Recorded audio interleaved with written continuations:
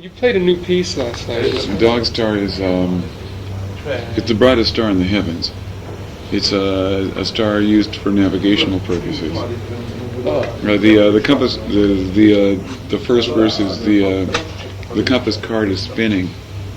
Compass card is spinning. Your helm is swinging to and fro. And then where's the dog star? Where's the moon? And then it goes into the chorus. You are lost, sailor. You've been far too long at sea. It's just it's allegorical. It's just it's sort of a treatise on being lost. It's actually fairly autobiographical.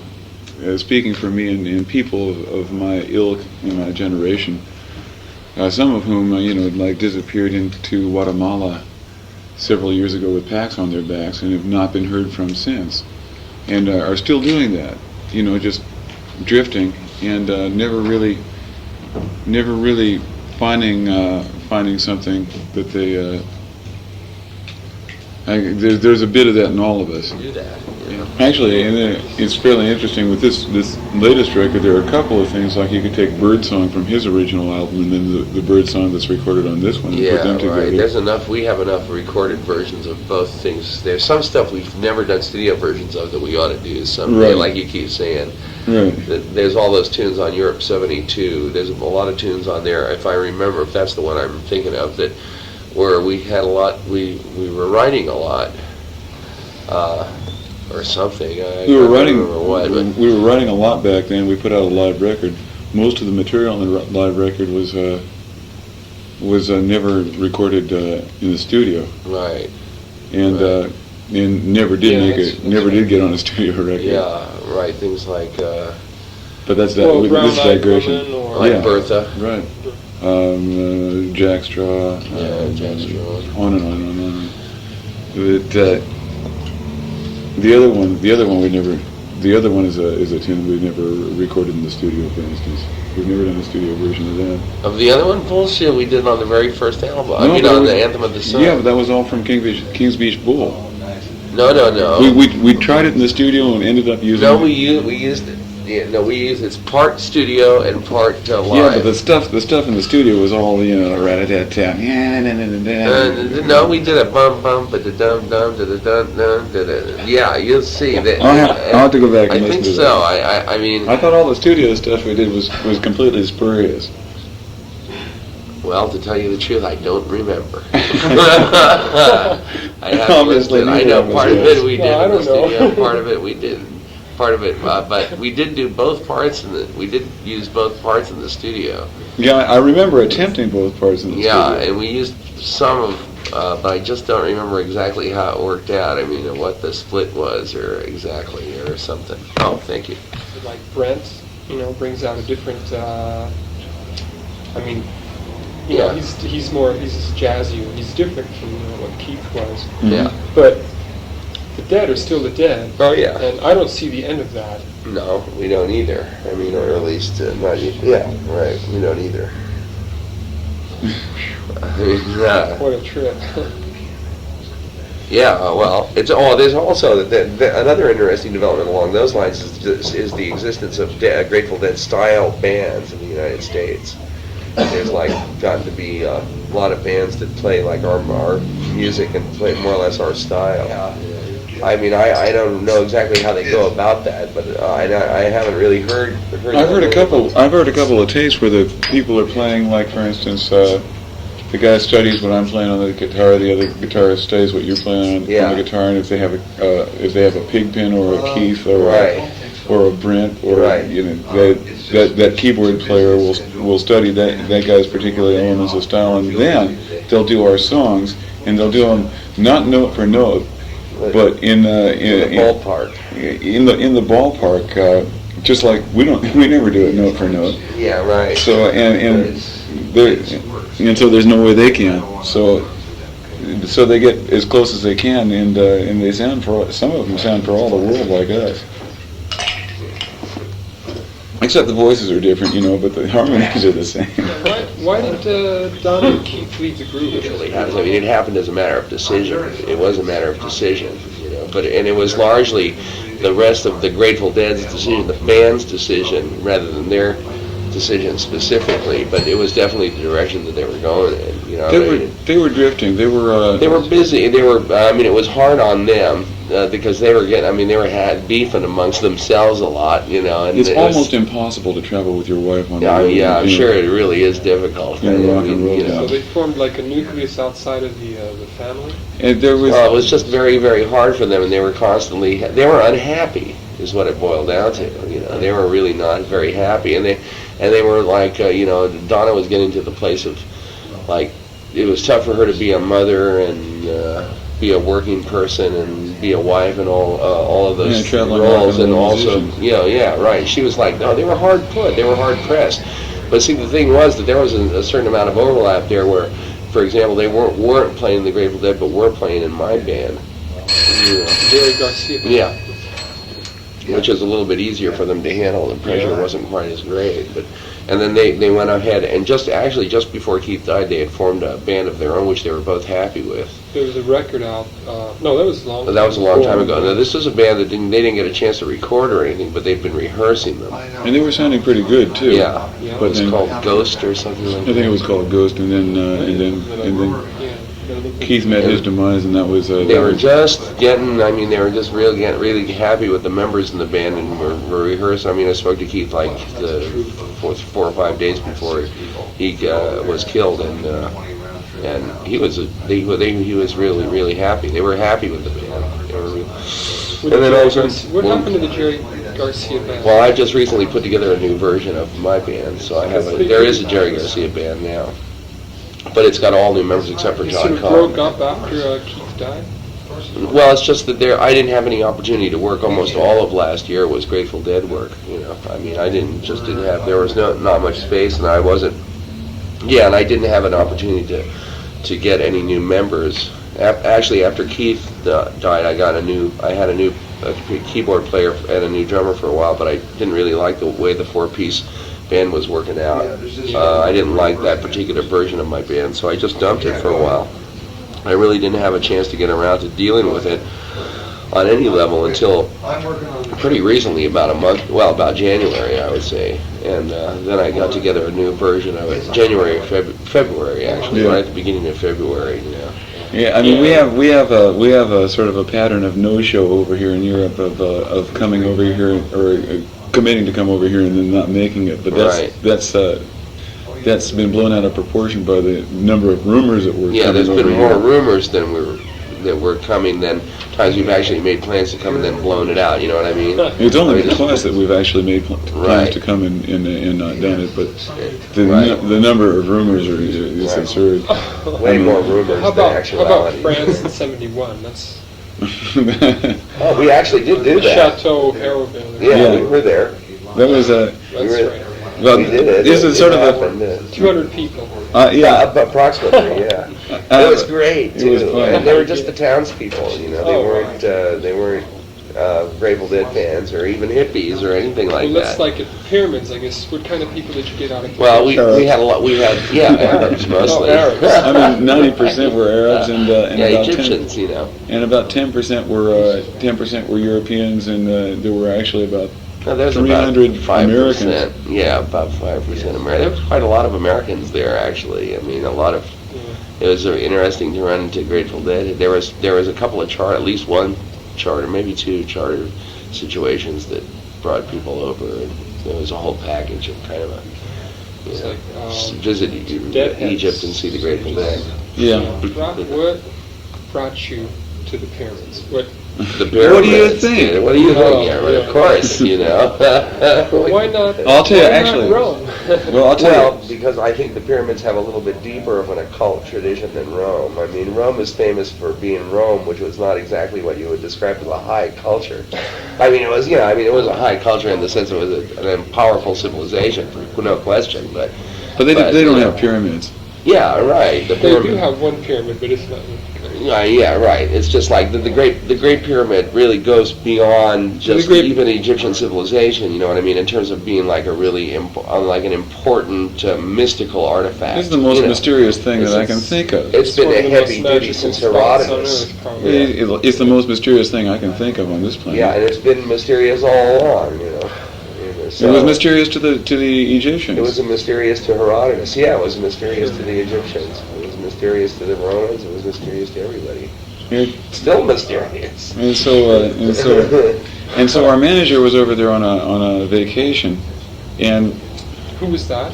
Richard Laurent, and he ran across, while I was visiting the place, he ran across this amphitheater at the foot of the Sphinx, which is at the foot of the Great Pyramid. And there was an amphitheater with all this going on behind it.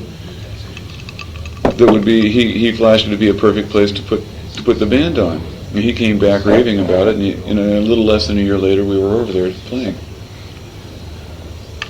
Yeah, I saw. I mean, we've always wanted to play there. Right. It's always been a dream. I sort of heard this was like after '72, after you sort of came to Europe and got a feeling for what the say old culture, sort of primitive cultures were, No? Not really. No, it doesn't really follow that way. It's not quite so. It's really, for us, the Great Pyramid has always been potent. You know what I mean? It's like for us, the Great Pyramid was so really. I think in our minds, when we were here in Europe in '72, I don't think we made the connection.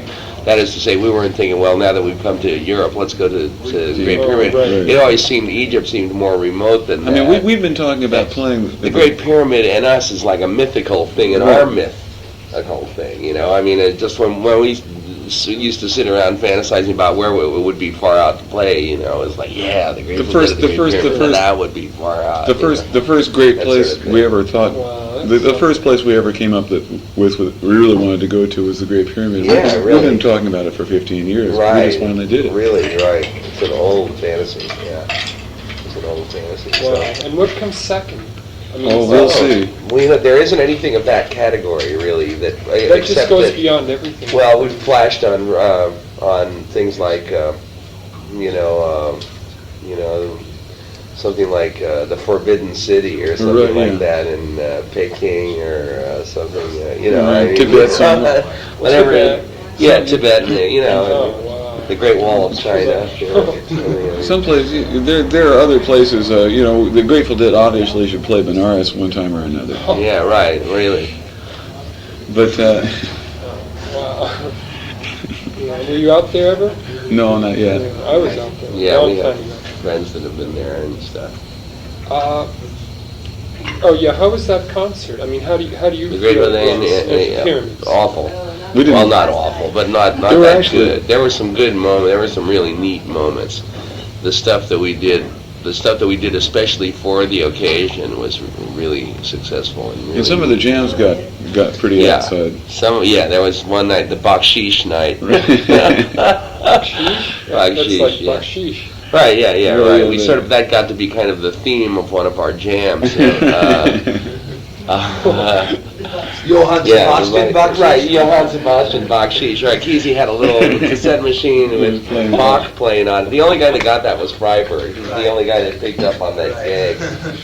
It was really fun. It was, Freiberg was out there? Yeah, he was there. He went there, Kesey went there, and Bill Walton.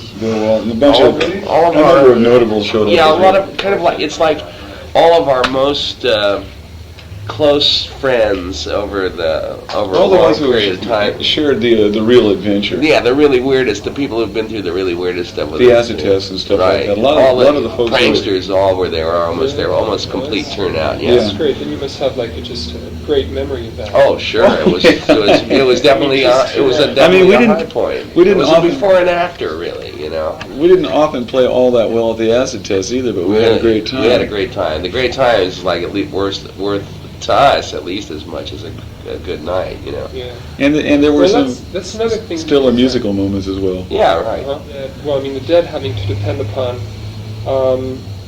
the whole atmosphere of the whole place, and sometimes it can be bad and sometimes it can be real good. Mm-hmm. But I seem to have noticed that I think you've gotten to a point where Well, we've been able to It's turn the tide always a little good. more I mean, I don't know. more in our favor. Yeah, Yeah, we that's are. right. We have been able to improve the environment. We are not so much a victim of the environment as we used to be. Practice makes perfect. I mean, Yeah. if one of us is having a bad night, we've even gotten fairly well versed at sort of pulling him out of it Yeah.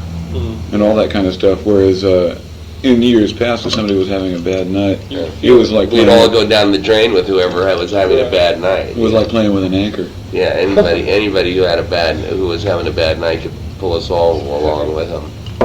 How do you feel about the lyrics you sing together with music that comes out? Does that go, like, Bob Hunter and the Dead? Does that go together, or is... Not necessarily, no, because Weir writes tunes with Barlow that and there are some of them are some tunes are sort of polyglot beyond description, and when we put them together into segues, collections of songs that turn into one long piece of music, those are really end up having been written by a whole lot of people, words and music. And they all come when they string together really nicely. They something emerges of them that's perhaps even greater than the sum of the parts. Yeah, it's big waves, sort of But fundamentally, all the little waves. yeah, the only lyricists we've worked with have been Peterson and Barlow and Hunter, and I think maybe Peter Simmons. Didn't Phil do Pete Simmons too? Yeah, a Passenger. Passenger, that's right. And you have your own band, Yeah. which is the Bob Weir Band. Well, now it's Bobby and the Midnights. Oh, Bobby and the Pigs. Bobby and the pig-sucking dogs. Bobby and the Flying Squirrels. That's a good one. The flying squirrels, I like that. At this point, I should flying probably... lizards. What was that? Oh, no, joke at this point I should probably make you aware of a fairly horrifying fact that a developer a land developer, a retirement community developer I don't believe this. I don't in believe Florida was making a retirement community, and when they were leveling the swamp or leveling the brush to build the golf course. Yeah. What they found living in the swamp back there were these giant 40-pound flying vampire toads. They don't have, I'm not buying it. they have like ribbing or webbing underneath 40-pound flying. They don't fly, but they can glide. Yeah. And they, Sure. and they were like living on they were living on like the forest Small animals. animals. Stuff like that. They didn't kill them. They just Golf balls. landed on their back. Thump. What was that? Anyway, so when they cleared out the woods in that area, these giant flying 40-pound vampire toads had no more deer and stuff like that to land on. So they started heading for the old boys out there playing golf. The old duffers. And he became something of a problem. I don't believe that, man. I got to see the clipping. I'm gonna have to round up the clipping. That sounds like it could be one of those wire service jokes too. No, that it was in Weir magazine, as a matter of fact, on the back Weir magazine on the back page. But I mean, they generally go for the most outrageous true facts they can find, and I'm perfectly prepared to believe it myself. That's the sort of thing that Weir likes to know about. That's pretty cool. I think we should all know about this. I mean, how would you like threat impinging our society? Well, the walking catfisher? Nobody believed that. Nobody believed about the walking catfish in the Florida area. Well, Now catfish are in fact a threat. Yeah. And they're a big problem now in a lot of the South. They eat dogs, for instance, and cats and They're chickens. nasty, and they do walk. They go from one body of water to another. They were aquarium pet kind of fish. It's one of those ecological disasters, a small scale, kind of like the killer bees. It's along those lines where they're aquarium, tropical fish freaks, and somebody dumped them loose or turned them loose or something like that, and they happen to breed particularly well in Florida waters, but since they can walk, they can go from one body of water to another. They're terribly aggressive, and they tend to drive out all the other fish or eat them. So they're just and spread out. they don't taste good. You can't fish for them, and they're driving out all the other usable, eatable fish it. This is a real sure thing, and they are And they do go gradually. There's nothing anybody can do about them. Because they can get from one body of water to another, even if it's totally landlocked. They're can big walk and they go over for cats and all land. that kind of stuff. I think right? they even Yeah, it is. Oh, wow. Isn't that a weird story? Well, I mean, I guess you can see a lot of mutants around our cities today. That's really weird. Yeah, it's stay one out of of the those swamps. things Just stay out of the swamps. Yeah, We right, got walking stuff cat. in walking catfish, flying giant 20 or 40 pound Yambar toads. It's bad news back there. Stay out of the swamps. Yeah, Stay I out of think Florida. the Cascade Mountains or something pretty soon, but not swamps. What does Terrapin Station mean to you, the place? All yours. Don't ask him. It's not his fault. I don't know if I... Actually, You know, nothing. I mean, is uh, everybody really trying to get to Terrapin Station? not necessarily. You can't. Those lyrics. When Hunter and I were working on that thing, that actually, Hunter's got a long version of it that actually does tell a complete whole story on an album that is only here in England, that you can only get here in England, called Jack of Roses. And if you want to hear the whole story, what the literal story is, Hunter's recorded version is, that's what you should get to hear the text, the complete text. Because when Hunter and I started working on it, he had like 8 or 9 pages of stuff. I really just collected or put together what I thought would work into the there's really like 2-3 tunes that have little lyrics on them on the record. There's the 2 that we do in performance, and then there's that slow thing with the sort of Spanish mode that has the little short verse in it that kind of leads onward. And then I was intending to set the rest of, or more of the lyrics, but I cut the original thing. I changed it so utterly from what it was, and it just made huge edits in it, and Now it doesn't make sense. yeah, it's a whole different thing now than what Hunter originally intended. So the intention of the author is something that was sacrificed for the gesture of the music. So it's like, so the story doesn't. I opted for letting the listener make the decisions. On every level. So, and it even says that in the lyrics. So I deliberately chose the lyrics that took you in that direction. Hunter's lyrics are really much more literal and take you all the way through this whole adventure, which really revolves around basically the sailor and the soldier and the girl, that it talks about in the very first song. And he confines his whole thing to that, and I took it out, mostly partly to include that very fast-paced instrumental thing that Mickey had. That's on there, and Terrapin Flyer. Yeah, right. The Terrapin Flyer, we call it. Terrapin Flyer. Yeah, right. It's like a fast train. Is what it sounds like.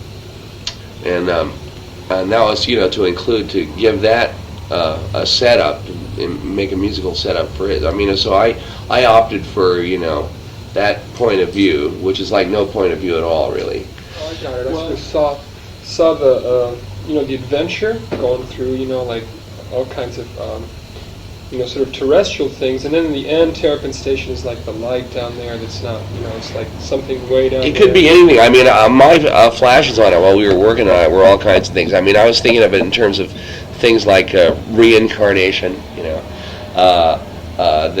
like Terrapin Station is this sort of fictional every place waiting around between incarnations, or Earth, And then there's also a funny thing about Terrapin Station is a weird transposition of the whole thing of inspiration.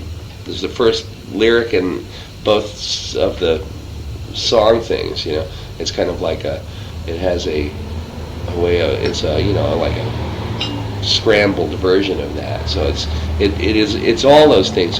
For me, it's a poetic non-place. It isn't. it isn't literal. It isn't meant to be taken literally. It's meant to be a blank page. Yeah, so And it's up to the listener. that's right. And further than that, there was like the sense.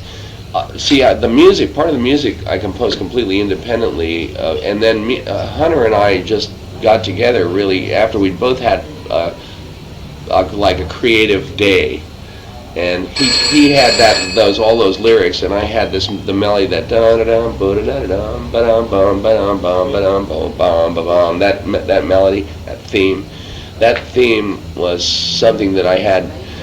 What I was trying to do was, I was driving home one night, and I was thinking it'd be fun to try to write a song. I was thinking what a good thing to do would be to get together with Hunter and try to write something that was like sort of addressed the reality of standing in front of a Grateful Dead concert, the real-time Grateful Dead concert experience right now, like when we're on stage playing right there, you know what I mean? That idea was in my head. I thought that would be an interesting thing in terms of like the subject.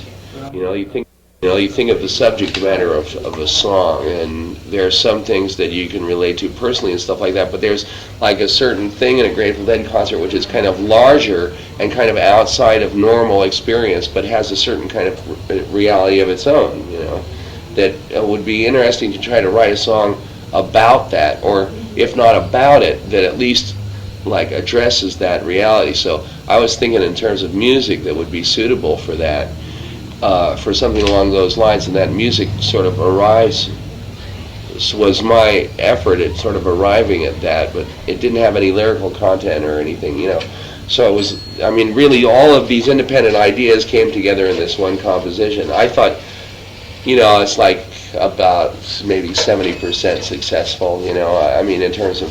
what you wanted to get. Yeah, that's right. It was a try, but the way I feel is that all those thoughts, all that thinking, is not really what any of it is about, and the things come out really whether we go through those kind of processes or not, it's just that, so every once in a while you're lucky enough to be in a position where you have an inspiration of some sort, that is to say that an idea, a whole musical piece kind of plops into your head, and it really, I describe that as inspiration or whatever. It's like where you don't sit around and invent it, you know what I mean?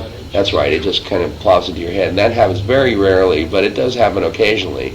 It's an interesting process, and it's not often that you get that process combined with kind of like a conscious, where you, it's not often that happens when you're trying to make it happen, you know what I mean? Yeah. And that was one of those rare times. In fact, it's the only time I can think of when something like that actually did happen. The other time that's happened in terms of my writing was what it had to do with Warfrat. Really, it was Warfrat came together. You always come up with Warfrat on the live similarly. shows. Well, it's a great song, a live performance song. We do it about every third night. Yeah, about every third night. Yeah. Oh, yeah. Third or fourth night. Yeah, right. That's Actually, we about did how it twice often. while we were here, Well, though. Yeah. I've been tripping on Grateful Dead music so long that I feel like I've become a part of it, and I can't really see what it's like being outside. Well, we have the same problem. Well, I guess you're the ones who really do. Well, it's tough to know. It's tough I don't to know have if it's any a kind of problem. sense of what effect that the music has, except that we know that people get personally involved in it. But that's not news to us because we've been personally involved with it all along. You know what I mean? So, Yeah, sure. So in that sense, it's nice that we're all at least involved in the same, Right. whatever it is. Yeah, we've always been on the outside of a lot of things that have happened. On the outside looking out. That's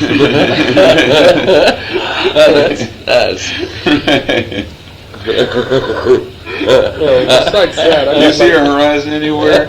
No, I don't see your horizon anywhere. Yeah, well, besides that kind I of think thing, we're lost, Bullwinkle. right. Woodstock was a big movie in Italy, Yeah. and the Grateful Dead were not on the movie. We opted out. You opted out. Yeah. Well, in that particular case, we had no choice. It was we had our sound man there, and he insisted at the last minute that everything was being done wrong, and that everything was going to have to be changed. And so, at the expense of the audience waiting for about 3 hours, he set up an entirely different PA. He got the grounding all wrong. It was raining, it was wet, the stage was actually sliding back in the mud.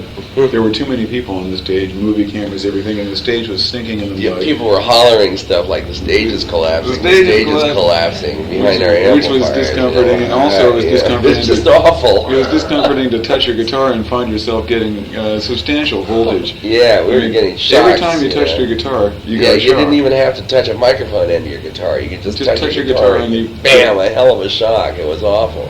And we had to play like that, and so we played a lot less notes than we normally play. Right, plus all the Citizens Band, all of the emergency... the helicopters were flying over, and their transmissions were coming through our bass speakers. All the look at all them hippies, Jesus! And so it was a total disaster. Meanwhile, I finally waltzed up to the microphone to deliver a line or something, got a big blue shock that arced me back to my amplifier where I was out for 15 or 20 seconds. Came back around and was rather reluctant to get too near my microphone again. Yeah, it was bad. Boy, it was awful. It was just one long panic.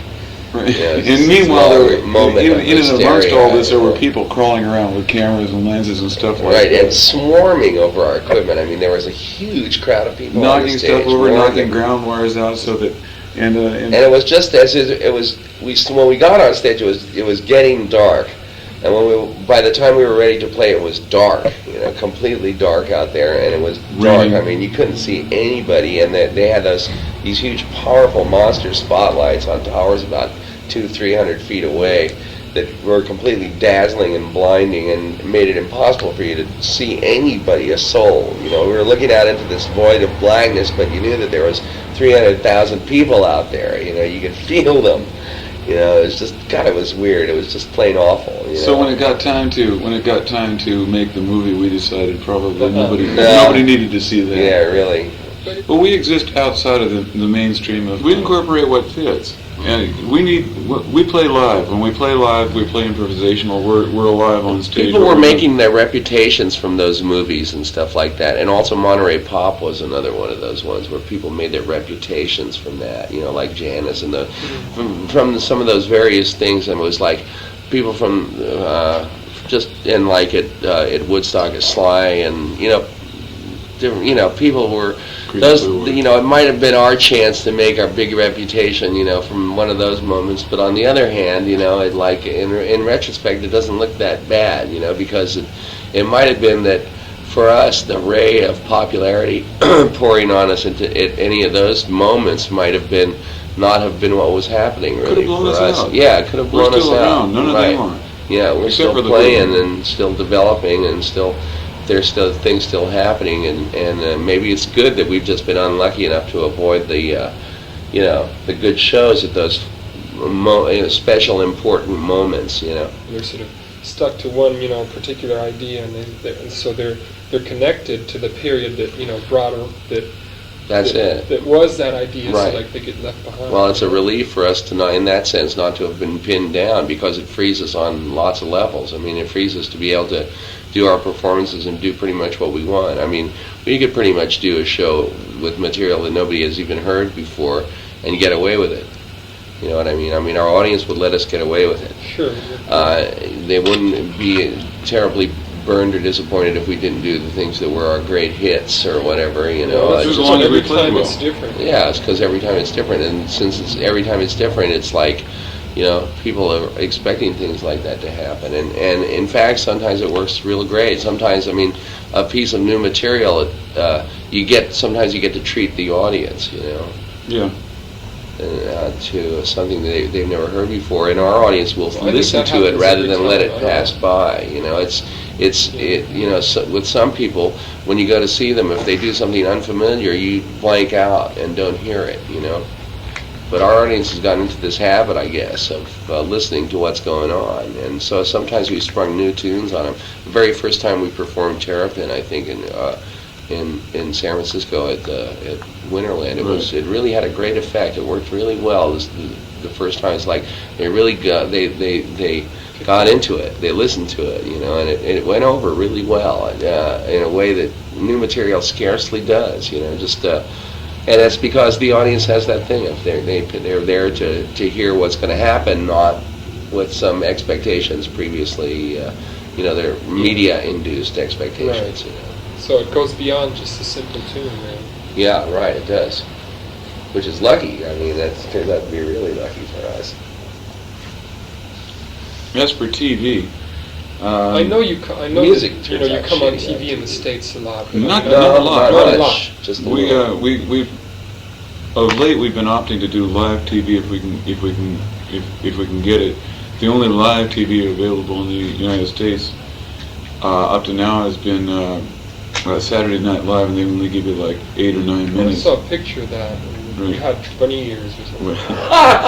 It was Easter, what can I tell you? I was overcome by the But spirit of the it time. wasn't Easter, man. It was Easter. It was Easter. And it wasn't Easter. It was in November. No, or it was something, Easter. We man. did. I remember the first time was November, but it was Easter that second time, and so I wore the bunny ears. And I'll stand by it. I think it was a propitious choice. But anyway, so recently we undertook to make our own sort of live presentation. We did a live video simulcast of some shows of a show we did in New York at Radio City Music Hall, where you can only get like 6,500 people in the building. Closed circuit TV, like they do the fights, you know, like they do the Muhammad Ali fights. Same trip. Yeah, we rented a bunch of theaters around the area, and as far west, I guess, as St. Louis, Chicago, Pittsburgh, up and down the eastern seaboard, and video simulcast the show to those theaters. It was on Halloween night, and we did relatively well. I don't think we broke even, but we came close enough. And For a first time. it was worth a try. And it was big screen, live, happening in real time.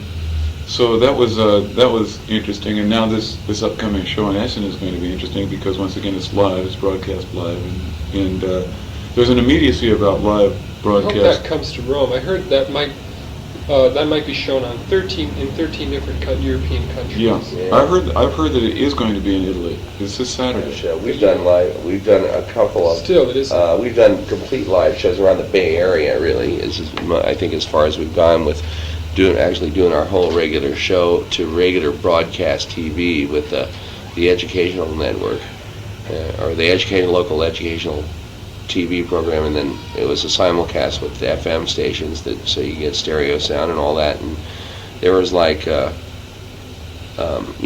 mean, I don't know whether or not the Grateful Dead experience translates all that well, even if you did televise a whole show. Sure, I just don't know. In the country, in the mountains, in the woods. A lot of them are quite comfortable out there. It's still sort of Yeah. all going on, and that's There's a lot of people that are- that's very much connected. Some of those It's like- counties are it's like completely it's supported like a by thin line little that's connecting the families to the dead. pot farmers and stuff like that. The major industry up there, the singular major economic industry up there is Cincinnati. Humboldt County. Lots of people live up there and make a decent living growing They pot. keep the whole damn county occupied. And There are people that go up there and earn $100 a day plus pot to pick. just to pick, yeah. It's a great little, it's When a the great time little comes, industry when the for time- California. When the time comes, you gotta pick it right. It's like grapes. When there's a day that you want to pick Really it. specific time. There's a real specific time you want to get it right. Then not too soon, not too The late. people that are really into it do the whole thing. I mean, they plant according to the moon and all that, just And they're also- farmer's almanac style. And also incorporating modern horticulture and all that kind of stuff. Yeah. They're into it.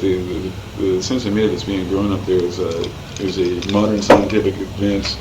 It's getting better and better too. Oh, it's Oh yeah, and there are certain primo years, Right. It's like wine. Yeah, Just it's like like wine. It's It keeps not nearly as evolving, open and I loose, guess. and it isn't so self-promoting. There aren't as many kids.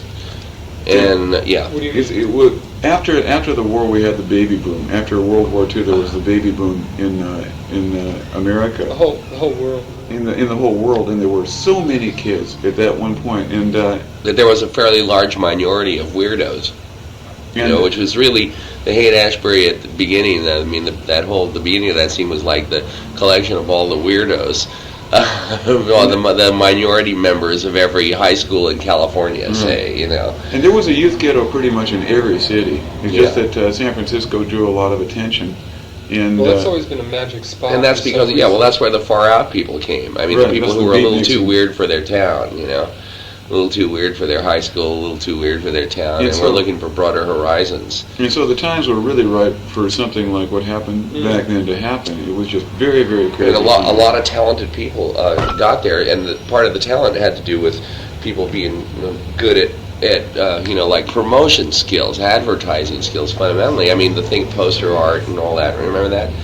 I mean, all those guys were artists. There were people there. There were a lot of people who were artists. They weren't just normal people. They were people who were like creative in one way or another. You know, people who were good at stuff.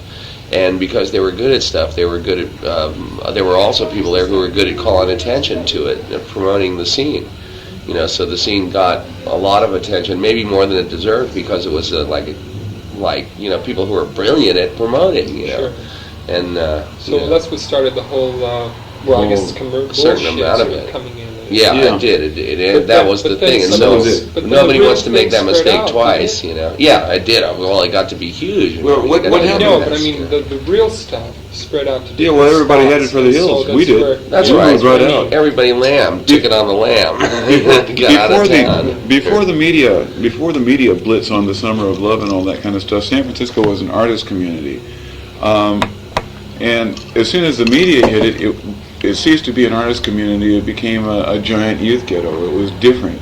Yeah. And I mean, there were young artists by and large living in San Francisco at the time, and young weirdos and stuff like that all sort of drifted to this one place, the Haight-Ashbury. But as soon as the media hopped on that, they forgot to mention that it was an artist community. And it was a small place, right? An artist community, right? And don't come if you're not talented. Right. That's what they should. Don't come if you're not smart. Don't come if you don't have something to offer. Right. But instead, all kinds of people came. There were really freedom seekers more than anything else. Right, runaways. San Francisco has largely been co-opted by freedom seekers. I mean, that's why there's the huge, gay lib scene and all that there. There's, those kind, people who are seeking freedom of one sort or another, ended up there, and it's been largely, it's. That is to say, it's no longer that thing of there being lots of creative people. That thing is swollen to be this huge thing that all of the outskirts of.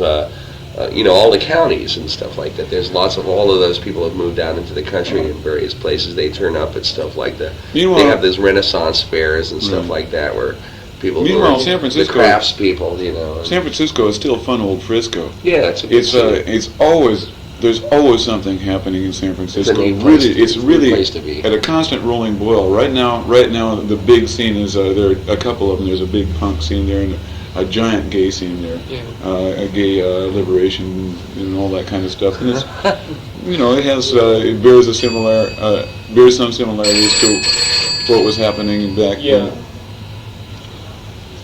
In the old days, it's still a core of people who have a certain bond, and go to San Francisco because that's where you can do it. Yeah, right. That's the loosest you can get. So it still is. Mm-hmm. It's still a loose place, yeah. Always has been. Always has been a loose place. I mean, back in the 50s, it was the beatnik capital. Right. It was loose North gold Beach. rush days. Yeah, right.